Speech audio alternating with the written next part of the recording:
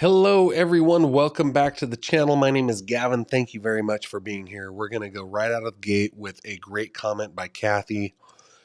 Hope everyone is having a good day. This case is heartbreaking. The ones who swore to serve and protect were the actual ones doing the most harm. And Kathy, you are not wrong here.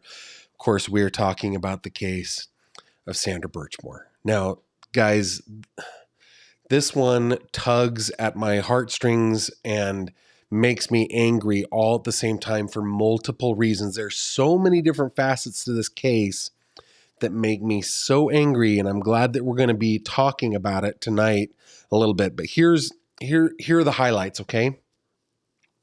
Sandra Birchmore was a 23-year-old young woman in the Boston, Massachusetts area. She is found dead in February of 2021. Her death is ruled that she did it to herself. Now, you guys know that I've covered a lot of these, right? Most notably, Ellen Greenberg, David Elmquist. There are others. Rebecca Zahau, stuff like that, right? There are others where it's ruled that the victim has done this to themselves, and then people start looking at it a little more closely and go, that doesn't make sense. And here is the circumstance surrounding her death. She was pregnant with her first child at the tender age of 23, and she was looking forward to it. Now, here was the kind of twist to this whole thing. The father of this baby was allegedly a police officer named Matthew Farwell. Matthew Farwell worked for the Stoughton Police Department there in the Boston area. And, well, it turns out also that Matthew, along with at least two others, including, hold on, my buttons aren't working correctly. Let me make sure this gets fixed. There we go. Including Matthew's twin brother, William, and another man named Robert Devine. Now, what makes it especially egregious is that they have been having sexual relations with Ms. Birchmore since she was a teenager, maybe as young as 15 years old. So, yeah, when we go back to Kathy's comment, the ones who swore to serve and protect were the actual ones doing the most harm. And this is a girl who, she dreamed of being a police officer. This is her as a little girl, like 12 years old, as part of the Police Explorers program there in Stoughton. The man on her, what would that be? Her right, but our left, that is actually Robert Devine, as she is just a little girl. So what we're going to do today is dig in to one. We're going to start with a timeline that's brought to us by NBC Boston. And two, we're going to dig into an affidavit that is part of a court filing because Mr. Farwell, Matthew Farwell, has now been charged with her murder 3 years later. And by the way, officially, her death is still, as I understand it, ruled a suicide. So let's dive in. But before we do, let me just bring this up as I always do. If you want to get my attention in the comments, it helps me if you will put a GF in your comment. For example, right now, Phoenix says, if I catch your flu through the interwebs, I'm going to be real mad. Well, this is a strong one, Phoenix. So yeah, watch at your own peril. I've got my cough drops. I've got water. I'm good. I'm good. Of course, if it gets too bad as we're watching tonight, I might cover myself up and mute myself like this so that you don't have to see nor hear what it is that I am doing. Okay. All right. Let's get in. I'm going to bring you over here. This is, and I'm going to bring this up so you guys can remember. especially the new folks. I know that you guys that have been around for a long time, you don't need the reminder, but this is just a quick PDF. Let me zoom up on it so we can really see it, from NBC Boston, that went through the court filings, part of which we're going to go through tonight together, and gave us this timeline. Okay, so just real quick. Let's see real quick. There's a very good question here. GF ruled. So the ME, as far as I understand it, maybe I'm wrong, but as far as I understand it, the official, like on the birth or on the death certificate, it does not say homicide yet, to my understanding, but I could be wrong. Sometimes you guys know that this is know things about cases better than I do. You follow them better than I do. But as far as I understand it, it was an outside ME from another state that was like, no, this is definitely a homicide. So anyway, whether or not it continues to be an officially that she did it to herself, there is an investigation going on. They have made charges. There is an indictment. So that's I guess that's that's what I got for now, but I may be wrong. Maybe wrong. I'm wrong all the time. Here we go. Okay. So March 2010, Sandra Birchmore joins the Stoughton Police Explorers.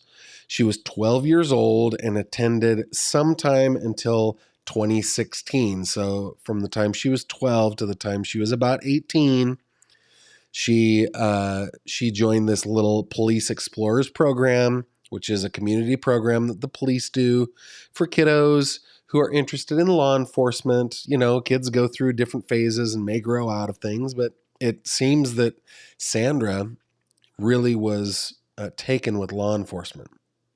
Okay, about 2 years later, Matthew Farwell began working as a Police Explorers volunteer. He started with the Stoughton Police Department, starts working as a volunteer. It is believed that he met little Sandra through his work in that program. In that same year, so she's 14 years old, 15 years old at this point, Farwell begins communicating with Sandra. He was 26 at that time. April 10th, 2013, Farwell, so she's now 16 years old, right? Or she's not even quite 16 years old. So Farwell is accused of essaying Birchmore starting when she was around 15 years old. Court documents refer to a text message where she specifies the date she lost her virginity, April 10th, 2013. They allegedly continued having sex until her death in 2021 when she was 23 years old. So a 26-year-old is essaying a 15-year-old, a 26-year-old police officer. And guys, that's important because... Thank you very much for watching. Pushed the wrong button. Sorry about that. It's important. I think the reason that it becomes so egregious to us, I mean, I'm thinking about this in the Madeline Soto case, right? Stephen Stearns should have been somebody that Madeline could have turned to for help. He should have been her safe haven, and that makes it particularly egregious. Same thing in this case. We have a police officer who is a volunteer over the cute little, program designed for children who want to be in and around law enforcement. So anyway, he should be held to a higher standard as an oath taker. Excuse me. And as somebody who is like in a mentor relationship. It's just so incredibly sad and upsetting. Okay. All right. Between 2019 and 2020, Farwell and Birchmore communicate via text message. It's believed Farwell engaged in sexual, sometimes violent relationship with Birchmore for years. Court documents reference text messages between Farwell and Birchmore from 2019 to 2020, where they frequently discuss their sexual encounters and describe apparent sexual violence. Farwell also tells Birchmore to delete these types of messages from her phone and Facebook. Of course, and we're going to find out a little bit about this in the next few minutes, Mr. Farwell, while he is a police officer, is not a forensics guy, apparently. He doesn't understand that it doesn't matter if she deletes them off her phone or off of Facebook. They are forever. But, all right. October 2020, Birchmore tells Farwell she wants a child. So she would have been, 22 at this point, something like that. Court documents allege that Birchmore told Farwell she wanted a child and they reached an agreement.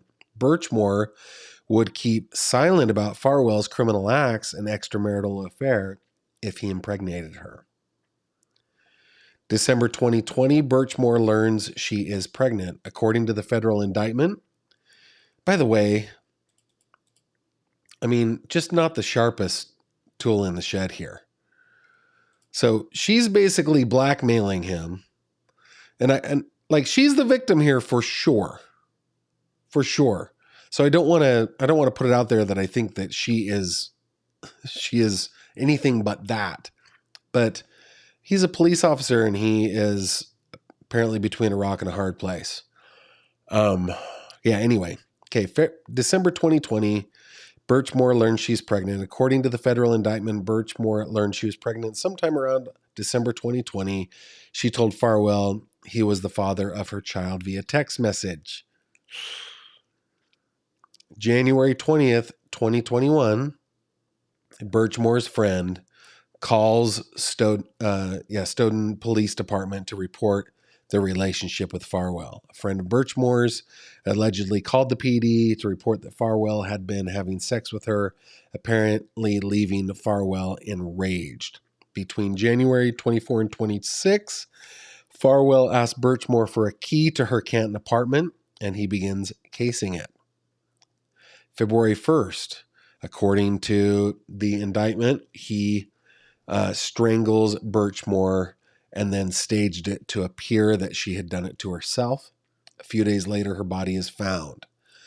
2 days after that, Farwell allegedly provided false statements to the Massachusetts State Police when questioned about Birchmore's death. On the 9th, Farwell makes and deletes Google searches. Now, this is, again, not the sharpest tool in the shed. Court documents state that Farwell made 2 Google searches he then deleted for can delete iMessage be recovered high Cellbrite and can you revoke consent in Massachusetts? Cellbrite is a tool, of course, used to analyze data on cell phones by forensics experts. In May, her death is reported as that she did it to herself. April 2022, Farwell resigns from the PD amid a probe into Sandra's death. September of 2022, the police chief releases details of an internal investigation that reveals that 3 officers, not only Matthew Farwell, but his twin brother William Farwell and Robert Devine, and also a 4th person, are suspected of having inappropriate relations with Birchmore, also known as sexual relationships. The officers, of course, denied the accusations. The following December, the Birchmores, Sandra's family, files a wrongful death suit. And then it's in June 2024 that a prominent pathologist rules Birchmore's death a homicide. The Boston Globe reports a former New York City chief medical examiner found that Birchmore's death was a homicide, not a suicide. Stoughton's police chief acknowledged the finding in a statement to the town. August 28th, so just about 3 weeks ago, Farwell was indicted in Birchmore's death, and that's when federal investigators revealed that they have a case against him. He is accused of strangling her to death, staging her apartment to make her death appear to be a suicide. So when I said earlier that I believe that officially her death is still ruled that she did it to herself, like on her death certificate and so forth, but the feds don't buy it, right? And at least another ME, Let me see if I can open this link up. Take a look at it. NBC Boston is notorious for locking their stuff, but let's see.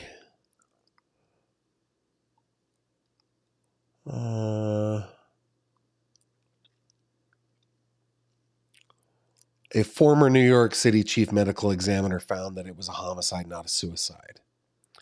It's Chief McNamara said that the report warrants further high-level investigation. So anyway, okay. So now that we kind of know what the timeline of events here is, what I want to do is take you over to this document here, which is the affidavit of Special Agent Shanae Castroita in support of the government's motion for detention. This document is part of a 63-page document filed in federal court. They made a motion. They wanted Mr. Farwell, former Officer Farwell, to be held in confinement without bail, and part of that motion is this affidavit. This affidavit is graphic, and I want you guys to understand that before we really get into it. Obviously, for the reasons of the case that we're talking about, right? This is a seriously graphic thing, so I want to give you a heads up on that. Okay, introduction, agent background. That's really just like, hey, these are my bona fides. This is why I am. This is why I'm qualified to write this affidavit. All right. All right. And then I'm just going to get into this. Okay. Overview of the investigation. On February 1st, 2021, then Stoughton Police Detective Matthew Farwell killed Sandra Birchmore. Of course, these are allegations, right? They've not been proven in court. Farwell committed this murder, at least in part, to prevent Birchmore from disclosing to authorities information regarding his commission or possible commission of one or more crimes, including coercion and enticement in violation of U.S. Code, Title 18, blah, blah, blah, blah, blah, deprivation of rights under color of law in violation of this one, and then ongoing wire fraud scheme in violation of this. Farwell's murder of Birchmore was the culmination of Farwell's years-long pattern of abuse targeting Birchmore. When she was a young girl, Sandra Birchmore was interested in pursuing a career in law enforcement and eventually joined the Stoughton Police Explorers Academy, hereinafter Police Explorers, to learn more about law enforcement careers. While Birchmore was in the program, Farwell was involved as both a volunteer and an instructor. Farwell used his authority and access to groom, sexually exploit, and ultimately SA then 15-year-old Birchmore. Farwell continued his SA after Birchmore became an adult, and he continued to engage in an extramarital sexual relationship with Birchmore until he killed her on February 1st, 2021. There are signs that in late 2020 and early 2021, Farwell was losing control of Birchmore and the information she possessed about his past and then ongoing conduct. In or around December 2020, Birchmore became pregnant. Soon thereafter, Birchmore told Farwell that he was the father of her child and she wanted him to be more involved in the planning for the impending birth. So he's sitting here going, no, you just wanted a baby. I didn't want to be any part of it. You take your baby, right? But no, she's like, she wanted him involved. In January of 2021, Birchmore's friend contacted Farwell's employer, the Stoughton Police Department, and during that call referenced Farwell as Birchmore's illicit sexual relationship. Shortly thereafter, a Stoughton Police Department employee told Farwell about the call. Of course, because they're a bunch of gossiping, little hens in that police department. My goodness. That should have been able to keep That should have stayed confidential. Wow. I mean, that not keeping it confidential could have led directly to her death. Okay, by the end of January 2021, Farwell faced the specter of additional disclosures to law enforcement regarding his prior SA of Birchmoor and his then ongoing efforts to defraud the Stoughton Police Department and the town of Stoughton by meeting her for sex when he was supposed to be on duty as a police officer. On February 1, 2021, Farwell went to Birchmoor's apartment in Canton, Massachusetts, wearing a COVID-19 medical face mask. Once inside, he killed her and staged her body in an apartment to make it appear that Birchmoor had died by unaliving herself. On February 4th, 3 days after the murder, members of the Canton Police Department went to Birchmoor's apartment to conduct a well-being check. When police officers entered Birchmoor's apartment, they found her body. A paramedic determined that Birchmoor was dead, and her body was transported to the office of the chief medical examiner. In early May 2021, an ME pathologist ruled Birchmoor's manner of death to be that she unalived herself. Hang on just a second, guys.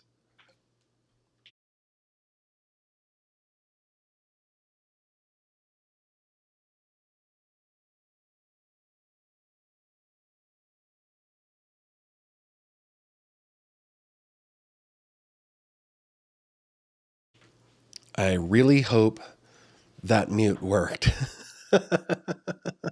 Oh my goodness. Okay. Okay, evidence that Farwell committed federal offenses or possibly committed federal offenses by SAing Birchmoor when she was a minor. Matthew Farwell started exploiting Sandra Birchmoor no later than 2013 when she was 15 years old. At that time, Birchmoor was enrolled in the Police Explorers. Farwell used his position of trust and authority as a sworn police officer and instructor in the Police Explorers to groom Birchmoor. Ultimately, Farwell SA'd Birchmoor, including by engaging in intercourse with her. The Explorer program is a vocational educational program that enables youth to explore career paths such as careers in law enforcement. Police departments throughout the country partner with the Explorer program to create what are commonly known as local police explorers programs. The Stoughton Police Department chartered and facilitated the Stoughton Police Explorers. It was a quasi-paramilitary program designed to expose youth participants to various aspects of policing. Farwell became a sworn member of the Wellesley Police Department in 2008. On March 7th, 2012, he was hired by the Stoughton Police Department, where he worked until he resigned on April 1st, 2022. Prior to joining Stoughton PD in 2012, he was a Police Explorers volunteer. After joining the Stoughton Police Department, he served as a Police Explorers instructor.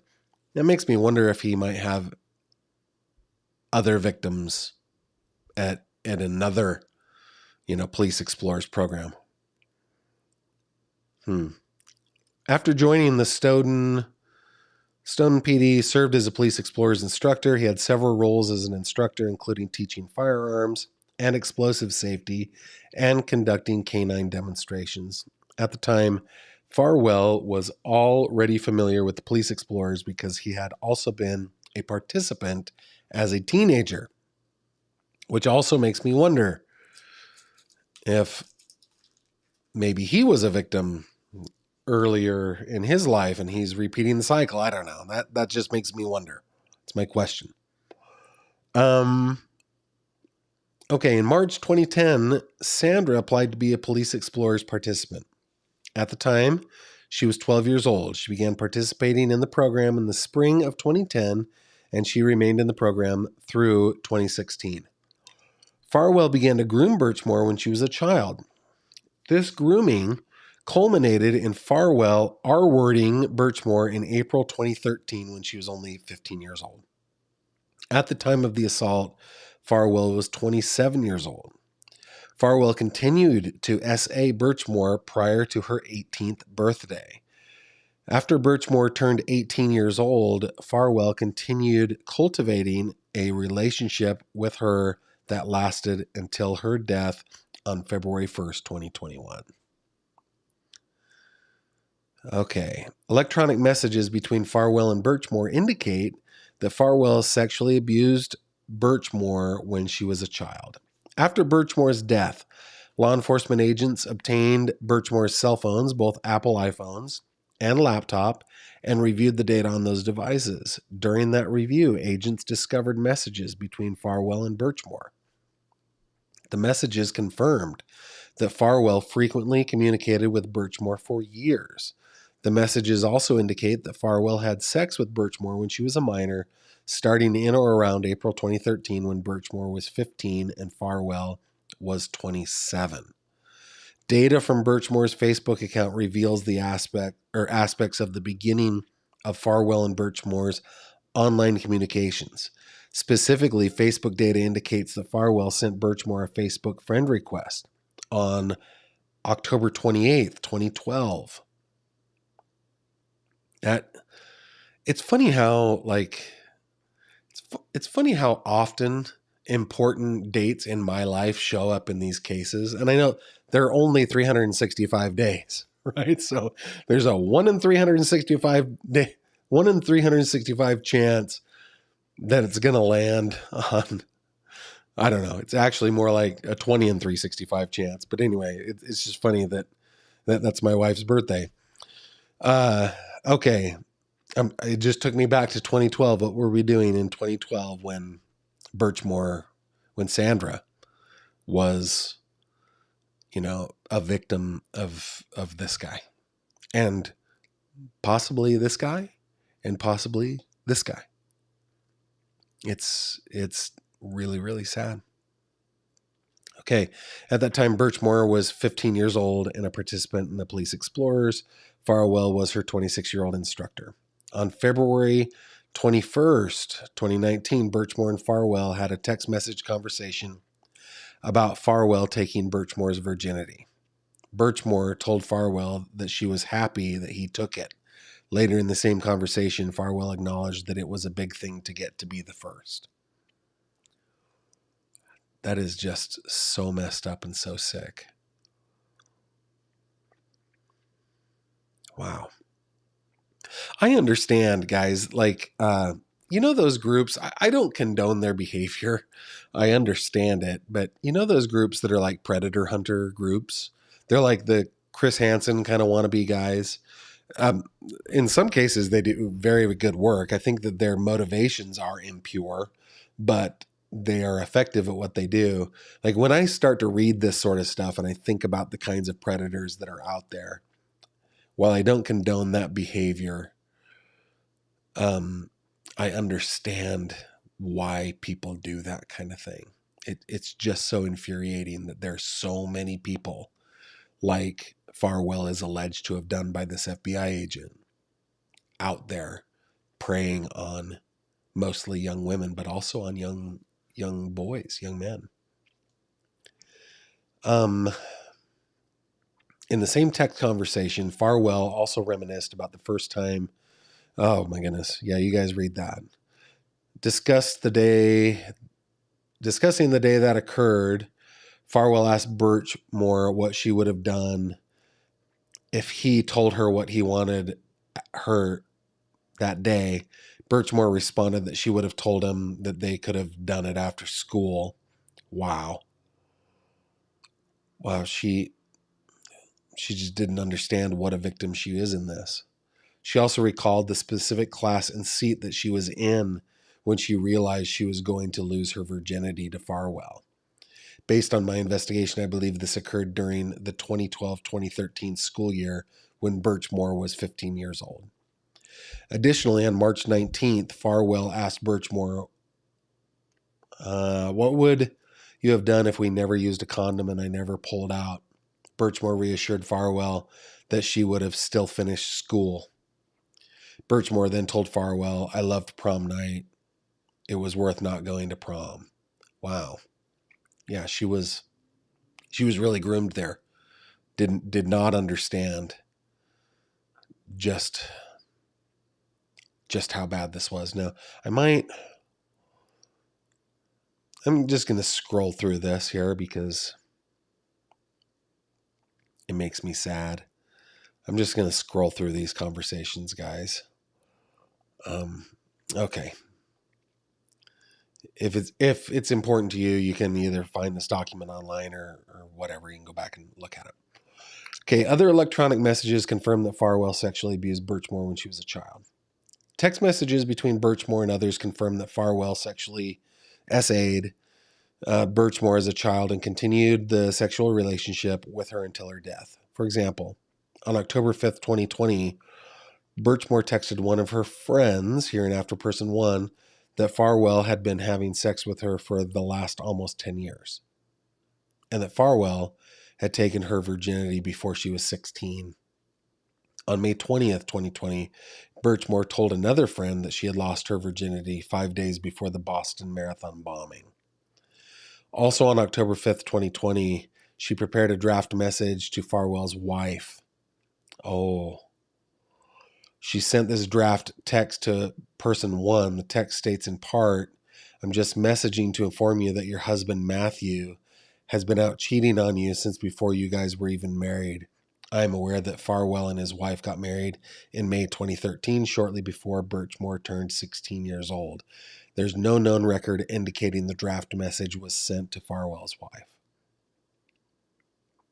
That indicates to me, and I may be completely wrong here, but just the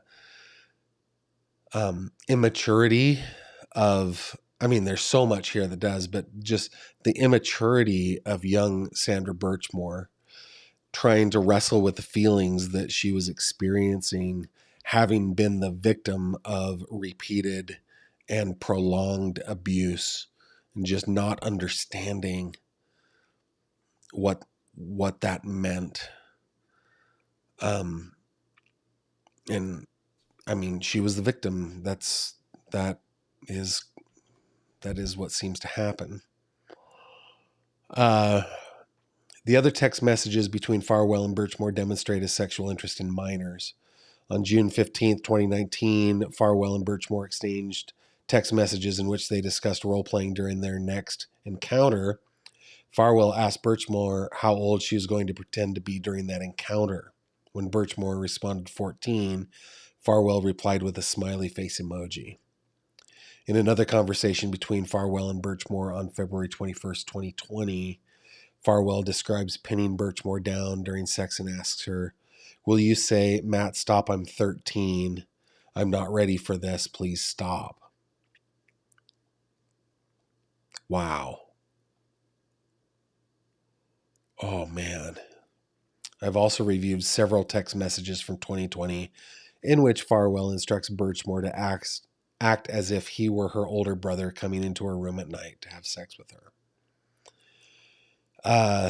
Witnesses confirm that Farwell cultivated a close relationship with Birchmore when she was a child. Agents have interviewed one of Birchmore's friends, hereinafter person 2, regarding Birchmore's relationship with Farwell. Person 2 indicated that shortly before her death, Birchmore revealed to her that Farwell started having sex with Birchmore when she was 15 years old.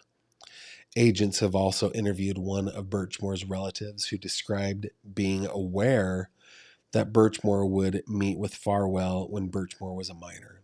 Specifically, this family member indicated that around the time Birchmore was a freshman in high school, she would tell her that she was meeting with Farwell so he could help her with homework. I've reviewed a text message exchange between Farwell and Birchmore from June 17th, 2019, where the two discuss how Farwell had helped her test prep at the library. Farwell told Birchmore that she should have told him she was interested in having sex with him that day. Birchmore told him she was scared to speak up. Farwell then asked her, "Did you think I wouldn't want to, have intercourse with you?" Birchmore responded, "Yes, and cause of my age, I didn't want you to be like, no." Farwell then told her, "I understand that." In a conversation from April 5th, Farwell told Birchmore that he knew he wanted to take her virginity. All right, and I'm going to skip through. those conversations.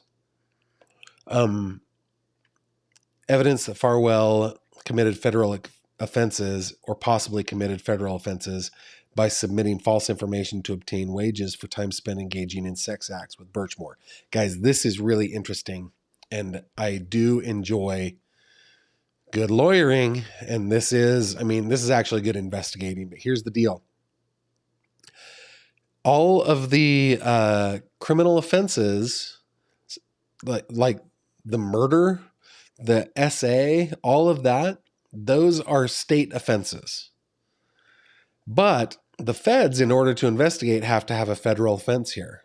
So it appears that they are making the case that there are federal offenses here because he committed some type of fraud.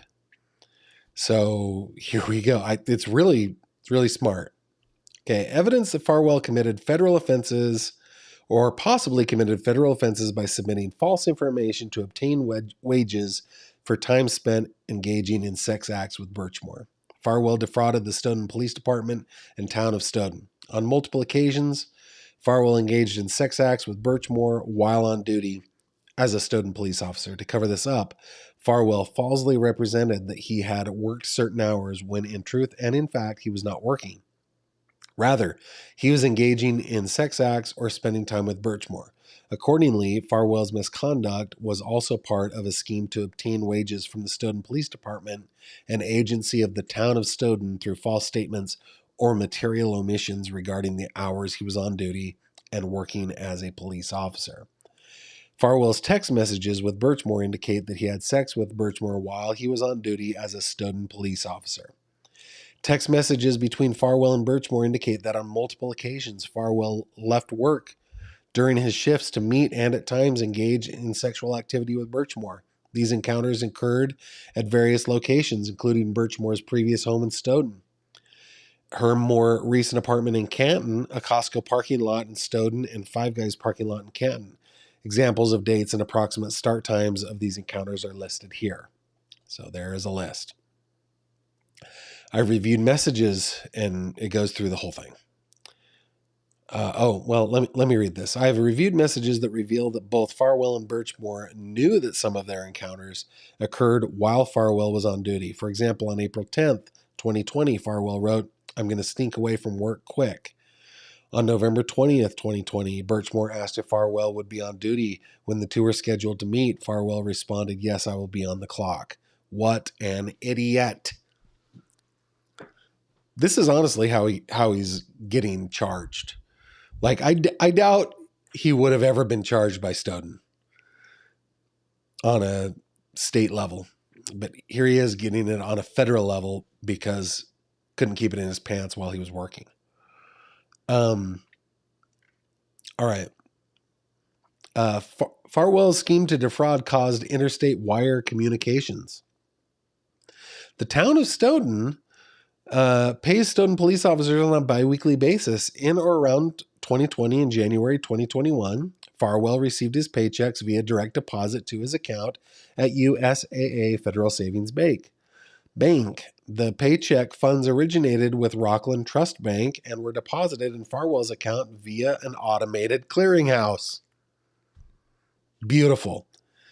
Each ACH transfer originated outside of Massachusetts and or traveled through another state before terminating in Farwell's account, because that's how clearinghouses work. Guys, if you work for a local company, say, I don't know, you work in Orangevale, California, my hometown, right? And you live in Orangevale, California, you work for Orangevale Plumbing Co., and they directly deposit your paycheck, it is guaranteed to go somewhere outside of California between their bank account and your bank account. Even if you bank at the same location and ACH is the method used, it's traveling around, man. It's traveling around. So, and that constitutes interstate commerce, which is a federal jurisdiction. Wow. Accordingly, it appears that by engaging in sexual conduct when he should have been performing official duties as a police officer and obtaining pay for time, Farwell may have committed wire fraud in violation of 18 U.S. Code subsection 1343. All right, now we get to the details of the pregnancy. Maybe before we get into the details of the pregnancy, we look to see what you guys are saying to me real quick. Let's take a break. We'll look at Sandra. Here we go. Mooney asks, wasn't Amanda Winkowski another one ruled self-induced OD? Slightly different, Mooney. Hers was ruled an accident, not a homicide, but similar. Digital Warrior says, Gavin, nothing is worse than a police officer that does this sort of thing. That poor girl, you sound better. Hope you feel better. I am feeling better. And just in time, too, because where you're headed, oh my goodness, did I just find a segue or what? Because we are headed to CrimeCon UK tomorrow. Guys, you go over to my website, click on events. So my website is always gavinfish.com. You will see my next event is Saturday and Sunday, the 21st and 22nd in London. Going to be at CrimeCon UK with a bunch of friends over at Content Creators Row. I'm bringing a bunch of CrimeCod buttons to give away. And I hope to see you there. If you're going to be there, please come by. If you haven't bought your tickets yet, please use Fish at checkout and save yourself some money. And while we are talking about Le CrimeCod, on the website, if you click on CrimeCod, that will take you over to an opportunity to sign up for my newsletter. It's free. It's easy to unsubscribe if you don't like it. You can see what the newsletters are like with links down here below. I invite you to go ahead and subscribe if you want to. And then lastly, I want to bring to your attention this little fishy up in the corner of my website. That will take you over to the fish tank, which is the place that we hang out on Facebook. I invite you to join us there. Man, was that a segue or what? All right, let's go back to your comments. Christian is asking, how am I feeling? I'm feeling better. I'm sounding better.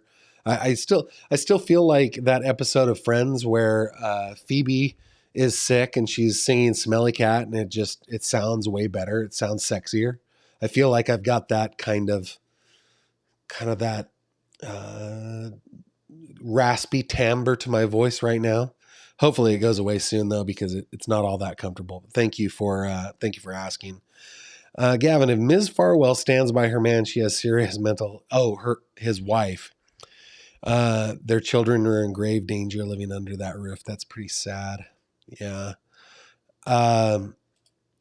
Gavin, if he's charged with her passing, which he is, we're about to get into that, shouldn't he be responsible for the passing of her unborn child? It depends on the laws of the Commonwealth of Massachusetts, which I am not sure. I do not know. If it happened here in Pennsylvania, that would be the charge, but it is a state by state. No. This is federal. What am I saying? Let's ask. How would we pose this to Google? Can you be charged federally for killing an unborn child? I know that's not a perfect thing.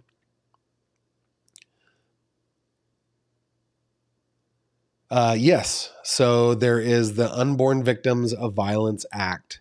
So he might be charged in that one as well. Thanks, TJ. That was a great question. Let's see.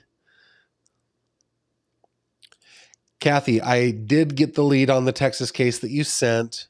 I see everything that comes in. So thank you very much for sending that. I may cover it. I may not.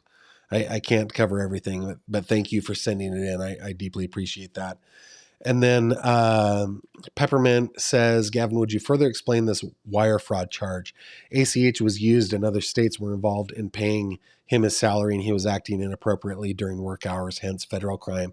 That's the long and short of it. So like if you're defrauding, say if we were to make this easy and Peppermint, I'm defrauding you. Say I'm in the state of Pennsylvania, you're in neighboring Ohio, and I commit a fraud.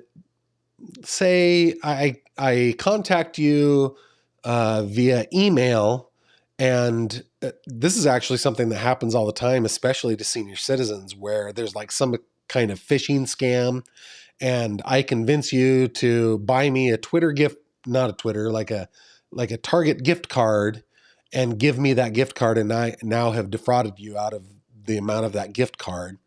Because it happened interstate, that is a federal offense. The feds have jurisdiction over that. Well, the same thing is happening here. He is defrauding his employer, which is in the same state, but because the wire transfer happened through ACH, that goes through a clearinghouse. And I can't remember all the details of this. I think there are basically 12 networks in the United States. That's what's coming to my mind, but I might be just pulling that out of thin air, right? But basically there are 12 different ACH repositories in the United States. So like if I'm in Philadelphia, PA, and you're in Pittsburgh, PA, but you pay me through an ACH and it goes to Ohio, it goes to West Virginia, it goes over to Virginia, it goes up through, New Jersey, New York, Delaware, New Hampshire, and everything before it gets back to Philadelphia, then it has crossed state lines. That becomes a federal charge. That's just kind of the way it works. And then Content Angel says Commonwealth of Mass does have the unborn child victim law, which is good. But as I realized along the way, this is federal and federal has it. So good. Those are great comments. Thank you all. Let's hop back in to this doc. All right. As described in detail below, there is evidence that Farwell killed Birchmore on February 1st, 2021 to prevent her from disclosing information about his possible commission of federal crimes listed above. Birchmore's pregnancy. On October 5th, 2020, Person 1 told Birchmore that Farwell's wife was pregnant with the couple's third child. Person 1 indicated that the baby was due in February 2021. Birchmore responded that she was going to tell Farwell's wife that he had been having sex with her for nearly 10 years. In summary, electronic messages between Farwell and Birchmore for the period beginning on or about October 5th, 2020 through January 2021 indicate that Birchmore presented Farwell with an ultimatum. Farwell would have to agree to engage in unprotected sex with Birchmore with the goal of conceiving a child, and in return, Birchmore would not disclose their relationship. Birchmore had already told others that Farwell had been having sex with her since before she was 16, which she knew was a crime, and Birchmore knew that Farwell was leaving work to have sex with her while he was on duty as a Stoughton police officer. According to text messages between Farwell and Birchmore, Birchmore sent Farwell a photo of her ovulation schedule, and the two started discussing timing their sexual encounters around specific times in Birchmore's cycle. Approximately 1 week after Farwell agreed to have unprotected sex in order to conceive a child, Farwell and Birchmore had a disagreement about the terms of their agreement. The following is an excerpt. Yeah, we understand. I'm not gonna go through it. Text messages indicate that a few weeks later, Birchmore continued to discuss trying to get pregnant. On November 3rd, she asked Farwell if they could try again that month or whether they would need to talk in person about that. Farwell responded, "That's an in-person discussion." On November 5th, 2020, Birchmore asked Farwell if he had given any more thought to their prior conversation and told him that she thought of a way they could both be happy. And then, okay. In November 2020, after Birchmore learned she was not yet pregnant, she asked Farwell about continuing to try to conceive for another month. On multiple occasions, Farwell told Birchmore they would need to discuss that topic in person. Farwell continued to meet with Birchmore in person, and text messages suggest they remained sexually active. On December 28th, 2020, Birchmore sent Farwell a text message informing him that she was pregnant. She sent him a photo of a poster she had made to celebrate the pregnancy. "Congrats, we are going. So, okay, to be parents. Oh my goodness. Farwell's immediate, like that is just an indication again to me, guys, of the emotional immaturity of this victim. Like, it makes it worse what he's been doing to her. He may have stunted her. He definitely did, like, stunt her emotional growth. That's tough. Okay, Farwell's immediate response to Birchmore's disclosure about the pregnancy was, "I literally have nothing to say right now. How could you express that in text when I said I don't appreciate it?" Farwell and Birchmore then argued about the pregnancy in the following text conversation. Okay, then they've got all this. Okay. After the foregoing conversation, Birchmore again threatened to expose the truth about Farwell's prior SA and their ongoing relationship. Farwell responded by indicating that Birchmore had threatened him, causing him to agree to impregnate her. Okay. Farwell's escalating physical violence. On December 29, 2020, Farwell and Birchmore met to talk in person. After this meeting, Birchmore sent Farwell a text alluding to a physical encounter. You guys can read that. At least 3 witnesses have disclosed that in the weeks before her death, Birchmore told them that Farwell was physically violent when Birchmore and Farwell discussed the pregnancy. According to death records, Birchmore was 4 feet 10 inches tall. Military records indicate that Farwell is 6 foot 4 inches tall. She probably wasn't much taller than she was when she was just little. At 4 foot 10, she was just a little thing. Oh my goodness. He had her by almost a foot and a half. A foot and a half, exactly, actually. Person 2 reported that in the weeks prior to Birchmore's death, she was over the moon about her pregnancy. According to Person 2, Birchmore had decreased her coffee consumption, discussed winter clothes for her future baby, and engaged in FaceTime calls with Person 2 while selecting baby clothes. Person 2 indicated that Birchmore was nervous about telling Farwell about the pregnancy, but that she eventually did. In January of 21, Birchmore called Person 2 and stated that after telling Farwell about the baby, Farwell told her that, quote, he wished she would just die and wants nothing to do with the baby. According to the information Birchmore shared with Person 2, Farwell put Birchmore in a headlock and grabbed her cell phone from her hand. Person 2 told Birchmore to distance herself from Farwell, given that he was dangerous, a police officer, and obviously did not care about the law. However, Person 2 was also aware that Birchmore appeared to be attached to Farwell because he had taken her virginity when she was 15. Okay, I'm gonna, because we're running out of time.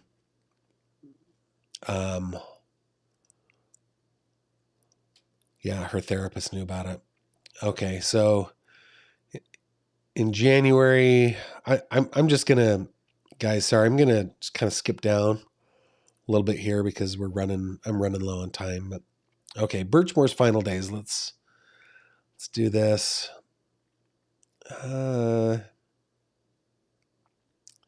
Yeah, okay. No, I'm just gonna keep going.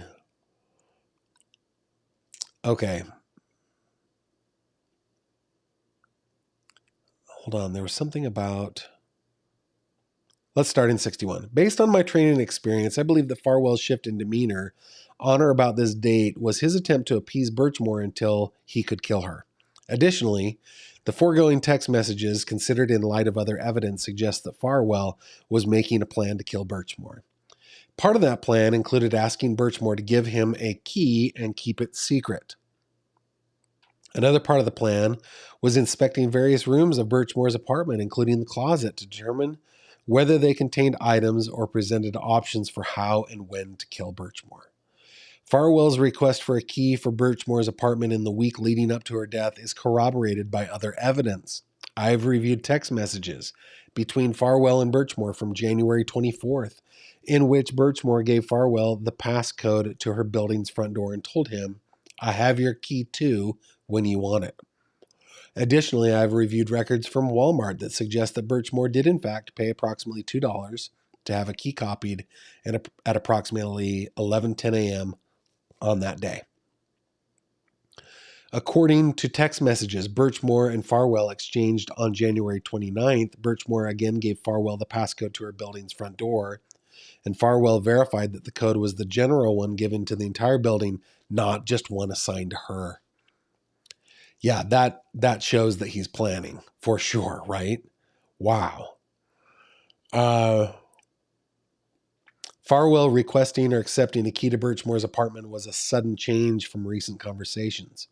I have reviewed text messages between Farwell and Birchmore, as one as recent as October 14th, 2020, in which Farwell told her that he did not think it was a good idea for him to keep a key to her new Canton apartment. In a conversation with her friend, Person 9, on January 24th, Birchmore indicated that she was surprised that Farwell was now requesting a key to her apartment. And she just wasn't aware enough. She was too naive. She didn't know that this was a sign that he was getting ready to kill her. Okay, so he's planning the day Birchmore died. Okay, on February 1st, 12:19 p.m., Birchmore sent Farwell text messages indicating that she was going to be released early from her job at the Sharon Public Library. Farwell told her that he would not be in the area that day. Later in the afternoon of February 1st, Birchmore told Farwell that she had received an early gift in the mail and that she was not planning to have a baby shower until late March because of then ongoing COVID-19 pandemic. She told Farwell that once she learned whether they were having a boy or a girl, she wanted him to purchase clothes for the child to wear when he or she came home from the hospital. Investigators have reviewed surveillance videos from Birchmore's Canton apartment building. On February 1, she is seen on the video at approximately 5:01 p.m. accepting a DoorDash order, and then again going outside briefly and returning with a snow brush at 5:31 and 5:33. The next time Birchmore is seen alive on the video is at the last time is 5:33. Later that evening, at approximately 9:08 p.m., Farwell sent Birchmore a text message asking whether he could come by for a second. At approximately 9:10, Birchmore sent Farwell a text message indicating that when he arrived at her apartment, the door would be open for him. This is the last known outgoing message sent from Birchmore's cell phone. And give me just a second here, guys.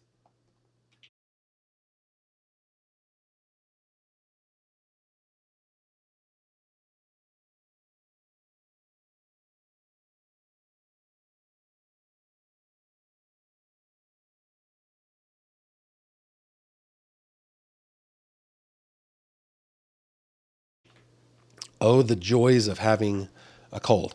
Okay. Surveillance video shows Farwell entering Birchmore's Canton apartment building at 9:14. In the surveillance video, he's wearing street clothes, a hoodie with the hood up, and a face mask that is similar to the medical face masks that many people used during the COVID-19 pandemic. I've interviewed multiple witnesses who have each indicated that Farwell resisted wearing a mask during the pandemic. One of these witnesses stated that Farwell would only wear a mask when on duty and required by department policy to do so. The video surveillance recording shows that Farwell left Birchmore's apartment at 9:43 p.m. So he arrived at 9:14, left at 9:43, 29 minutes. Somebody check my math on that. I'm really bad at math. Okay.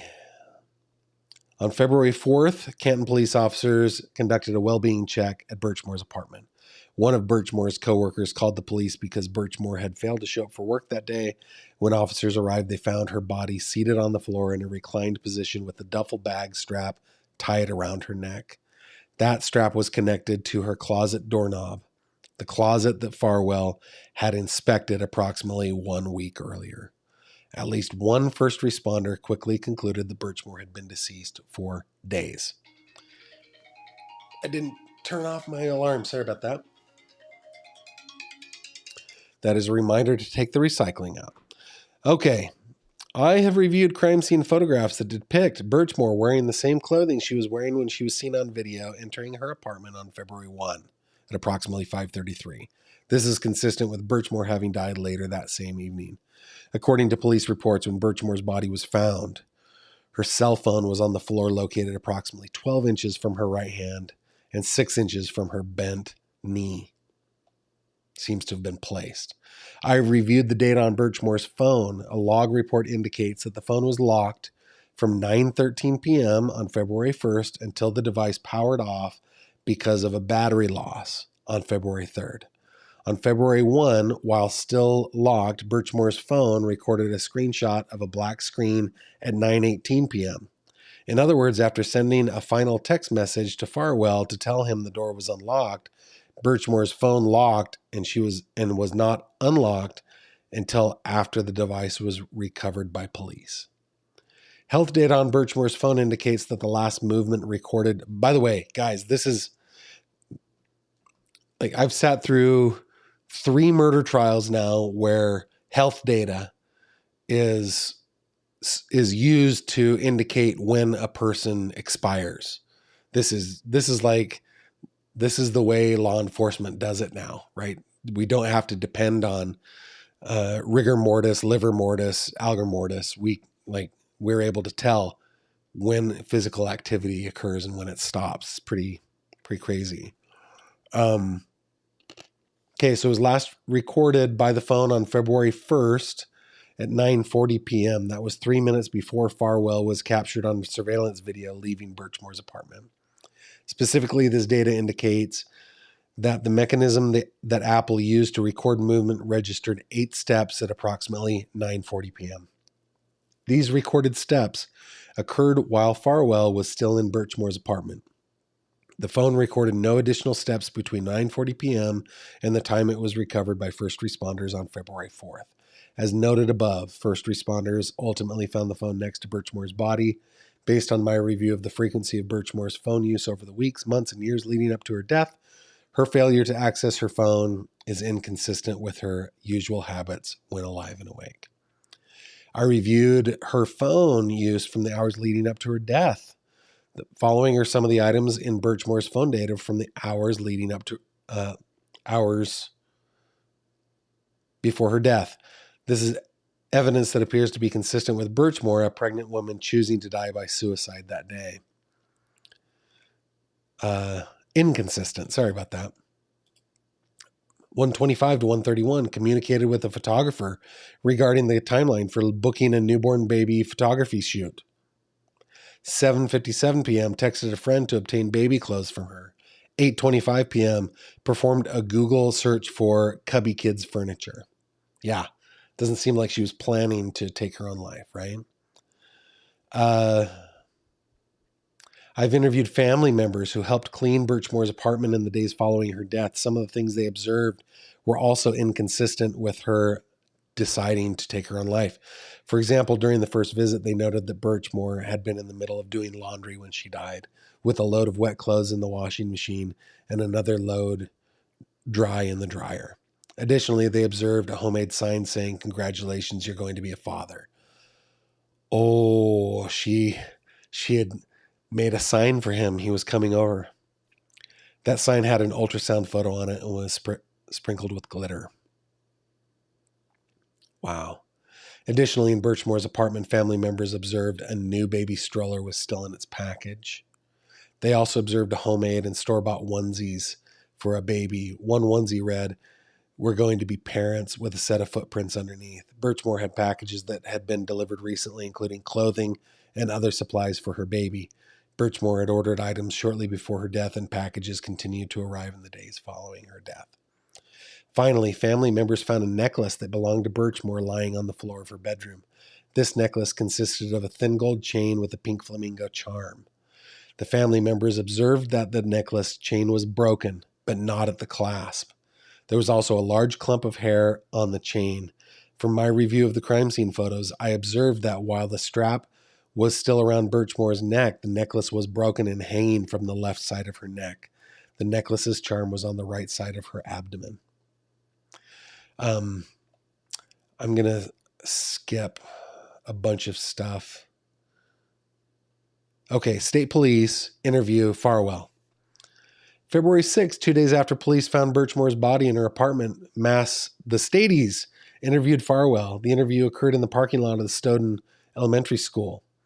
During this interview, Farwell made several false statements about his relationship with Birchmore. Farwell told officers that he was involved in a sexual relationship with Birchmore, but he claimed the relationship only began in 2020. Based on this investigation, Farwell's statement to detectives was false. As described above, Farwell began in 2013. Farwell told detectives that he only had sex with Birchmore 2 or 3 times the previous year. That statement was also false. It was at least 10 occasions. Farwell told detectives he could not have been the father of Birchmore's unborn child because the last time he had intercourse with her was October 2020. This statement is also false. The set forth below is a text message conversation between Farwell and Birchmore on November 18th in which they discussed the upcoming sexual encounter. So yeah, she is stacking evidence against him. And I'm just going to skip on down because, Farwell's post-interview conduct. Following Birchmore's death, the Stoughton Police Department placed Farwell on administrative leave. Around this time, Farwell met a coworker, person 4, at a local bar. During that meeting, Farwell told person 4 that he had a sexual relationship with Birchmore. However, according to person 4, at no point during the conversation did Farwell express any sadness, grief, or remorse about Birchmore's death. Farwell told person 4 that he was angry with MSP for even looking into him. At some point during the summer of 21, person 4 attended a social gathering with Farwell, during which Farwell participated in a joke about Birchmore being hung on the door. Farwell had a history of choking Birchmore. He used violent sex as a form of punishment. He had fantasies about the R word. He was obsessive and controlling. We've talked about that a lot on this channel. Farwell's iCloud account contains disturbing images regarding violence and necrophilia. He tried to conceal his crimes, which is so stupid. He's a police officer. So, yeah, that's the end of that document. And I'm sorry that I kind of rolled through the end of it, but this is readily available online. You guys should be able to find it. So let me see if there are any other questions. Let's see. Autumn, who's one of our amazing moderators. Mooney, Autumn is right. I'm unable to see through my system gifted memberships. I am so sorry that doesn't show up for me while I'm streaming. And Autumn is right. I'm working on getting new software. So thank you for your continued support of the channel, Mooney. You are amazing. Her therapist knew, aren't they mandatory reporters? I don't know. I don't know about that. I think, man, I'm going to have to look into that. I think they must report if they know a crime is about to be committed, but I don't know about past crimes. I'm not sure about that. Great comment, though. Great comment. And then lastly, looks like we got a $5 super chat from PJ Tyler. Once again, I'm glad you're doing this deep dive. This case makes me sick on so many levels. Yeah, we'll keep on this case, guys. This is one that is disturbing and sickening. PJ, you are responding exactly appropriately. And so let's, I always want to keep her picture up because I don't want to forget that this is just a young abused from the time she was a little girl. She's 15 years old. And she was being abused by a grown man who was in a position of power over her as a mentor, as a teacher. And it appears that he planned meticulously to take her life and successfully did so if the allegations are correct. I believe the allegations. It seems like they've got a pretty good case against him. Guys, remember, this is my last live stream for a little while because I hop on a plane with my daughter to England tomorrow, and I will be very busy with CrimeCon UK while I am there. I think Also, while we are near the mainland of Europe, we probably will spend a little time traveling to some places that I really love that I'd love to show my daughter. So I'm not going to be live streaming until I get back. And I think I land like on the 24th. So you guys can expect me back, 25th, 26th, right around in there. I want you to keep a very close eye on it. This isn't a command. This is like just encouragement. Encouragement, my friend. Grizzly True Crime is getting her hands on some pretty remarkable stuff. And in the Madeline Soto case, she has been so gracious and has shared that stuff with me. I'm not going to be able to go over it until I get back, but I will be going over it because I don't care how late I am to the party. It's important to go through those things. So there's some interviews with Jen Soto. There's some interviews with, there's a video interview with Stefan Stearns. There's some other stuff as well. So I will be bringing you that.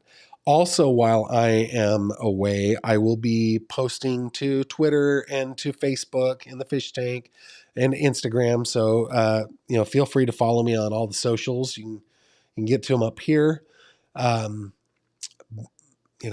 Basically I'm on Twitter, I'm on Instagram, I'm on Facebook, I'm on YouTube, I'm on Patreon. That's where I am. So I'll be posting on those platforms. Feel free to follow along if you feel so inclined. Please do subscribe to Crime Cod. I think I'll probably get one or two of these out before I leave tomorrow. Well, I get one out before I leave tomorrow, probably. And then I will try to do one while I am in the UK. I also might do just a very quick informal live stream from Content Creators Row. Just if you guys want to see that, let me know in the comments if you guys want to see that. And I would be happy to interview some of the amazing people at CrimeCon. Okay. With that, I thank you for being here. I bid you adieu, and I will see you on the next one. Take care. Thank you very much for watching this video. If you liked what you saw, please consider subscribing. And if you have any questions or comments, please leave them below.